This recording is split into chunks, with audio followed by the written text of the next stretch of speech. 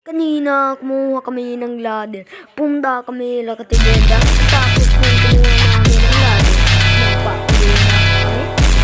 Ngayon lumabot sa amin na ata. At ang aking kaibigan na nasa likod tumakbo at yan ay nagulikod at tumatawa ako at siya bumulis ng mga direk at ako. Malapit na sa bahay. Sabi ko, ha, burang aso.